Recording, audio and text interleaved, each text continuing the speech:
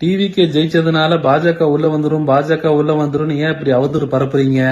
விஜய்ங்கிற தனி மனுஷன் மேல உங்களுக்கு என்ன அப்படி ஒரு வெறுப்பு? இப்படின்னு தாவேக்காவை ஆதரிக்கும் என் இஸ்லாமிய நண்பர்கள் கேக்குறாங்க. அதுக்கு நான் பதில் சொல்றேன்.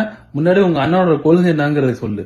எல்லாருக்கும் எல்லாமே, ஊழலே ஒழிக்கிறேன், சட்ட ஒழுங்கை காப்பாத்துறேங்கிறதுலாம் கொள்கை கிடையாது. அது ஒரு டெம்ப்ளேட். அரசியலுக்கு வர எல்லாரும் இதான் சொல்லுவானுங்க. யாரும் நான் கொள்ளடிக்க வரப்போறேன்னு சொல்லலாம் வரமாட்டாங்க.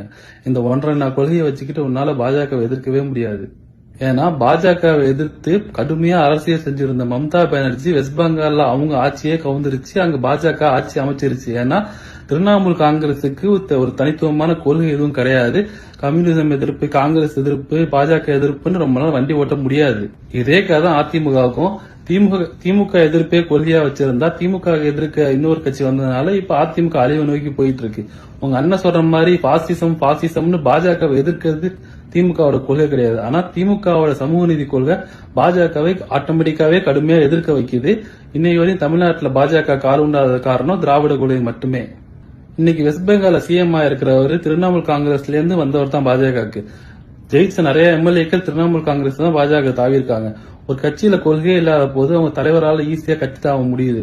இன்னைக்கு அதிமுகல இருந்து ஒரு ஆள் பாஜகவுக்கு போனா ஆச்சரியமே கிடையாது.